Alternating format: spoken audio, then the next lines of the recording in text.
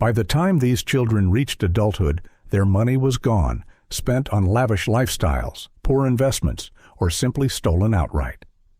These are the stories of 15 child stars whose earnings disappeared before they ever had a chance to benefit from their own hard work. Jackie Coogan. Jackie Coogan was discovered at age 7 by Charlie Chaplin and cast as the kid in Chaplin's 1921 film of the same name. The movie made Coogan one of the first child superstars in Hollywood history. He went on to star in 19 silent films before turning 18, earning what would be equivalent to roughly $70 million today. Coogan merchandise flooded stores across America. There were Jackie Coogan dolls, peanut butter, stationery, whistles, records, and figurines. He was arguably the most famous child in the world. His parents controlled all his earnings, spending freely on luxury cars, jewelry, and real estate. When Coogan's father died in a car crash in 1935, his mother Lillian quickly married Arthur Bernstein, the family's business manager. As Coogan approached his 21st birthday in 1935, he assumed he would finally gain access to his fortune. Instead, his mother and stepfather informed him that the money was gone. They had spent nearly all of it. Under California law at the time, the earnings of a minor belonged entirely to the parents. Coogan had no legal right to money he had earned as a child.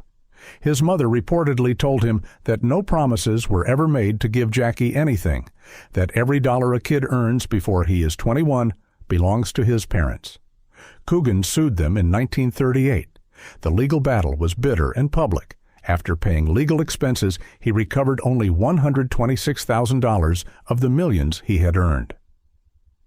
When he went broke during the litigation, he asked Charlie Chaplin for assistance. Chaplin handed him $1,000 in cash without hesitation. The public outcry over Coogan's case led California to pass the California Child Actors Bill in 1939, commonly known as the Coogan Act. The law required that 15% of a child actor's earnings be set aside in a block trust account. Coogan went on to have a successful adult career, most famously playing Uncle Fester in the 1960s television series The Addams Family. He died in 1984 at age 69, his name forever attached to the law designed to protect child performers from the fate he had suffered. Shirley Temple. Shirley Temple was the biggest box office draw of the 1930s, earning millions for 20th Century Fox. She had her own line of dolls, dresses, and countless products bearing her image. At her peak, Temple was making more than $4,000 per week, an astronomical sum during the Great Depression. Her parents managed her career and her money. When Temple reached adulthood and finally examined her finances, she discovered she had only $44,000 remaining from the millions she had earned. Her father had invested poorly, and her parents had lived lavishly on her earnings. Because the Coogan Act hadn't been enforced retroactively and had loopholes, Temple's situation fell through the cracks. Unlike Coogan, Temple chose not to sue her parents publicly. She later said she felt fortunate to have any money at all, given what had happened to other child stars. She retired from acting at age 22 and went on to have a successful career in diplomacy, serving as United States ambassador to Ghana and Czechoslovakia. She died in 2014 at age 85, having made peace with her past but never recovering the fortune she had earned as a child. Judy Garland. Judy Garland began performing at age 2 and signed with MGM at 13. Her mother Ethel pushed her relentlessly toward stardom, driving her and her sisters from their home to Los Angeles every weekend in search of opportunities. Ethel was reportedly the first person to give young Judy pills, amphetamines to keep her energy up, and sleeping pills to help her rest. When Judy signed with MGM, the studio put Ethel on their payroll to ensure she would keep her daughter compliant with studio demands.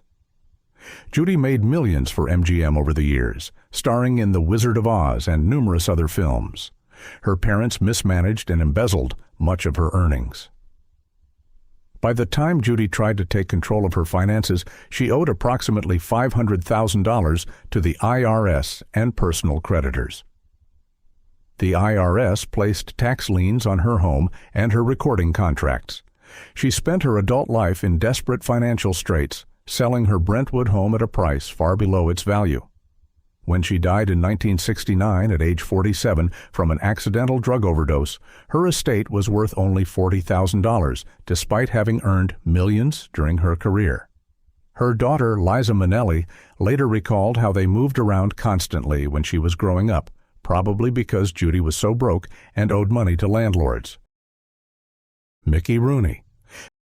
Mickey Rooney started working in vaudeville as a toddler and was making films by age 6. He became one of the biggest stars of the 1930s and 40s, earning millions from his Andy Hardy series and his partnerships with Judy Garland. His mother managed his career and finances. When Rooney came of age, he discovered that most of his childhood earnings were gone. His mother and her husband, his stepfather, had spent the money on themselves. Under the laws of the time, Rooney had little recourse. He later estimated that his mother and stepfather had gone through as much as $12 million of his earnings. Despite his enormous success as a child, Rooney struggled financially throughout his adult life. He married 8 times, filed for bankruptcy, and accused his last stepson and his stepson's wife of elder abuse, claiming they had taken control of his affairs and were stealing from him.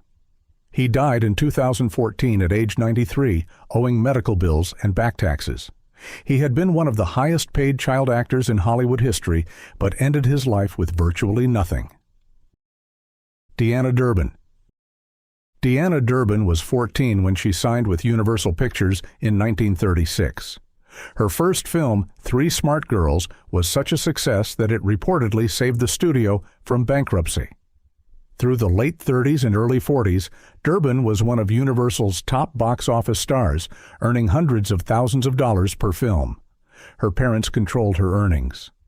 Like many child stars of the era, Durbin discovered upon reaching adulthood that much of her money had been mismanaged or spent. The exact amount she lost has never been publicly disclosed, but she was known to have financial difficulties despite her earlier success.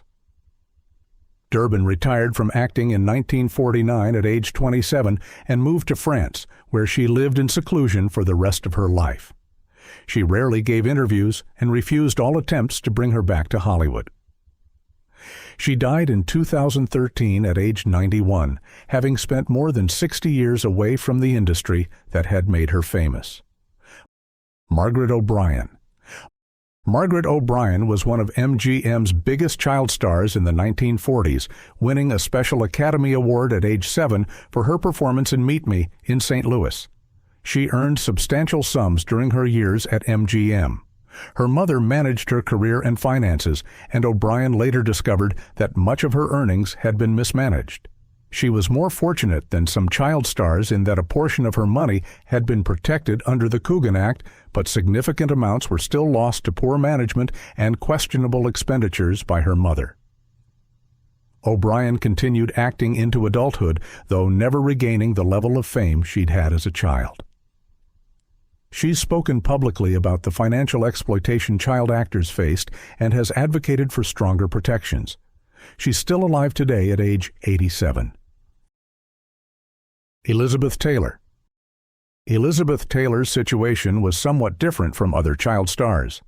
Her parents, particularly her mother Sarah, were extremely controlling and managed her career from the time she signed with MGM at age 10.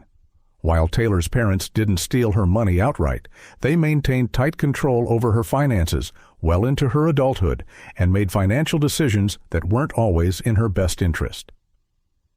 Sarah Taylor was on MGM's payroll and had a financial incentive to keep Elizabeth working, regardless of the toll it took. Taylor later said she felt like she had no childhood and that her mother pushed her relentlessly. When she finally took control of her own finances, she discovered her parents had made questionable investments and spent significant amounts. Taylor was ultimately able to amass great wealth as an adult star, but the pattern of financial control and exploitation during her childhood years followed the same trajectory as other young performers of her era. She died in 2011 at age 79. Natalie Wood. Natalie Wood started acting at age 4 and became a major child star in films like Miracle on 34th Street. Her mother, Maria, was notoriously controlling and managed every aspect of Natalie's life and career. Maria spent lavishly on herself and the family, using Natalie's earnings to fund an extravagant lifestyle. She bought expensive homes, cars, and jewelry with her daughter's money.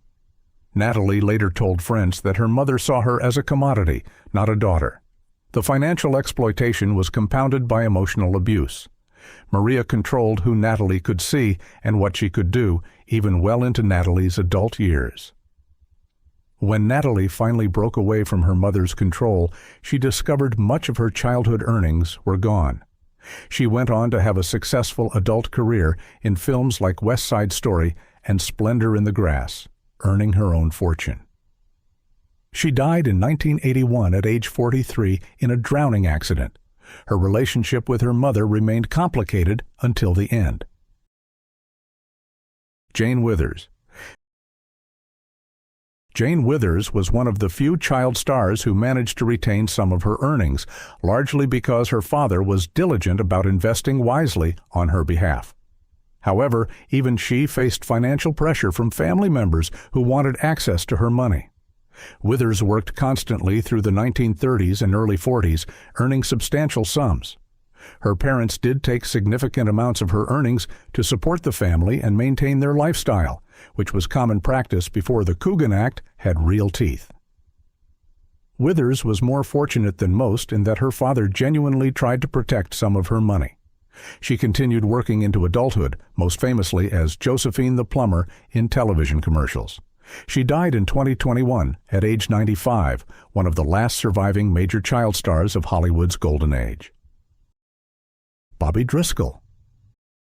Bobby Driscoll was Disney's first major child star, appearing in films like Song of the South, So Dear to My Heart, and Treasure Island. He was the first actor to sign a long-term contract with Disney and won an Academy Award at age 12. Disney paid him well for his work. His parents managed his earnings, and by all accounts, much of the money was mismanaged or spent on the family's lifestyle. When Driscoll reached his late teens, his career collapsed. Disney dropped him as puberty changed his appearance and demeanor. He struggled with the transition to adult life and developed a serious drug problem. He tried to access money from his childhood earnings, but discovered there was little left. The Coogan account that should have been set aside had somehow been depleted. Driscoll's life spiraled downward through addiction and poverty.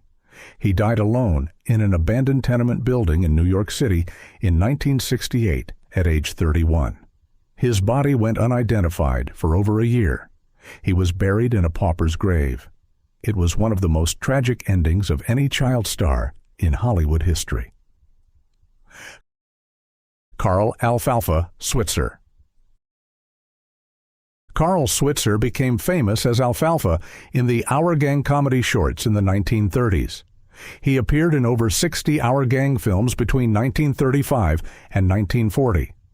The child actors in Our Gang were paid relatively modest salaries compared to major stars like Shirley Temple, but Switzer still earned substantial money during his years with the series. His parents controlled his earnings and spent most of it. Under the laws of the time, the money belonged to them. When Switzer aged out of Our Gang, he found it difficult to transition to adult roles. He took odd jobs and struggled financially. He reportedly told friends that his parents had spent all his childhood earnings and he had nothing to show for years of work. Switzer's life ended violently in 1959 when he was shot and killed during an argument over a $50 debt. He was 31 years old. The former child star who had made audiences laugh died broke and forgotten. Darla Hood.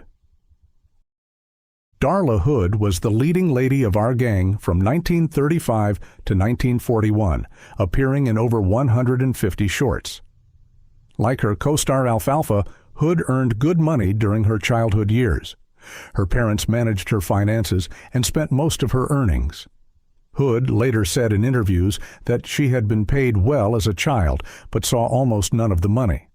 Her parents used it to support the family and maintain their lifestyle. She continued performing into adulthood, working primarily as a voice actor and in nightclub acts. She appeared on The Ken Murray Show in the 1950s and did voice work for various animated series. Financial struggles followed her throughout her adult life. She died in 1979 at age 47 from hepatitis, never having recovered financially from the childhood earnings that had vanished into her parents' control. Peggy Ann Garner. Peggy Ann Garner won a Special Academy Award at age 13 for her performance in A Tree Grows in Brooklyn in 1945. She was one of the most critically acclaimed child actresses of the 1940s. Her parents divorced when she was young, and her mother Virginia managed her career and finances. Like so many stage mothers of that era, Virginia spent lavishly on herself using Peggy Ann's money. She bought expensive clothing, jewelry, and maintained an upscale lifestyle funded entirely by her daughter's work. When Pegner reached adulthood and examined her finances, she found that most of her earnings were gone. Her mother had spent it all. The money that should have been protected in a Coogan account had been accessed through various loopholes in the law. Garner's career declined as she transitioned to adult roles. She struggled financially throughout her adult life, working in theater and making occasional television appearances. She died in 1984 at age 52. She had been honored by the Academy as a child, but ended her life in relative obscurity and financial hardship. Billy Gray. Billy Gray became famous playing Bud Anderson on the television series Father Knows Best, which ran from 1954 to 1960. The show was enormously popular and made Gray a household name. He earned good money during the show's run. His parents, particularly his father, controlled his earnings. Gray later claimed his father stole or mismanaged most of the money he had earned on Father Knows Best. By the time Gray was old enough to access his Coogan account, he found there was far less money than there should have been. His father had found ways to access funds that were supposed to be protected. Gray became disillusioned with Hollywood and left acting in the 1960s. He struggled with drug problems and had several run-ins with the law. He later became a passionate advocate for child actor protection laws and spoke publicly about the financial exploitation he had experienced. He died in 2022 at age 83, having spent decades trying to warn others about the dangers young performers faced from the adults who were supposed to protect them. Roddy McDowall. Roddy McDowall began acting as a child in England before moving to Hollywood, where he starred in films like How Green Was My Valley and Lassie Come Home in the early 1940s. His parents managed his considerable earnings. Like many child stars, McDowall discovered that much of his childhood income had been spent by his family. The British actor later said his mother had used his money to support the family during World War II and afterward. While he didn't publicly sue his parents, he acknowledged in interviews that he'd never seen most of the money he'd earned as a child. McDowall went on to have a successful adult career, most famously in the Planet of the Apes films. He died in 1998 at age 70.